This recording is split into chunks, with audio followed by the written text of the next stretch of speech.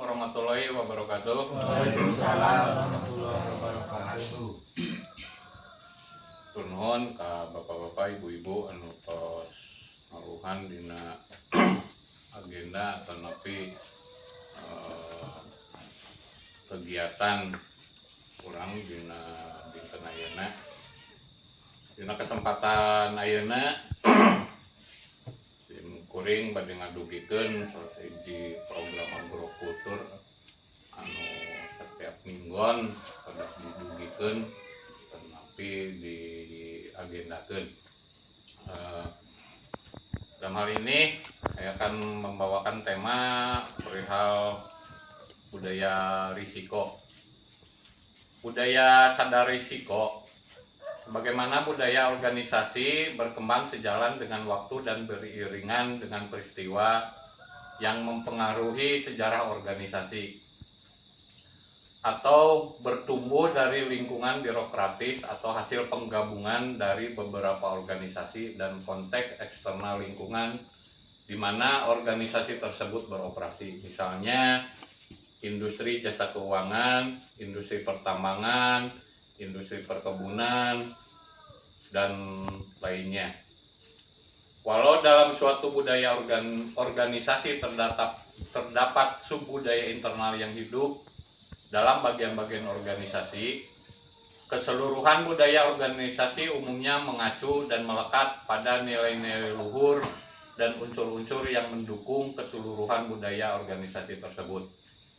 Hal ini juga berlaku untuk budaya sadar risiko organisasi secara keseluruhan.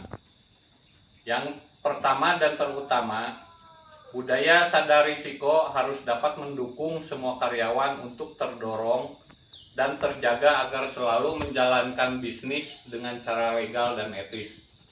Untuk itu, organisasi harus menciptakan lingkungan kerja yang terus mempromosikan integritas di seluruh bagian organisasi, termasuk memastikan adanya perlakuan wajar terhadap pelanggan. Terkait dengan hal di atas, bagaimana membangun budaya sadar risiko yang kondusif tersebut? Terhadap pertanyaan ini perlu kita pahami, perlu adanya 3 hal fundamental yang harus dibangun secara pilar pembangunan budaya risiko organisasi secara keseluruhan. Yang pertama, risk governance atau tata kelola. Yang kedua, kerangka kerja selera risiko. Yang ketiga, praktik kompensasi yang mendukung perilaku untuk pengambilan keputusan berbasis risiko yang patut dan sepadan. Risk governance atau pilar pertama pembangunan budaya risiko mencakup kejelasan peran dan tanggung jawab direksi dan dewan komisaris dalam pengelolaan risiko organisasi. Sumber daya dan wewenang fungsi Chief Risk Officer atau CRO dan unit manajemen risiko serta audit internal. Asesmen independen terhadap kerangka kerja tata kelola atau governance risiko organisasi dan pelaksananya. Yang kedua, kerangka kerja selera risiko. Pilar kedua pembangunan budaya risiko mencakup adanya kerangka kerja yang komprehensif dan dipahami oleh seluruh direksi dan dewan komisaris, serta unit manajemen risiko serta audit internal.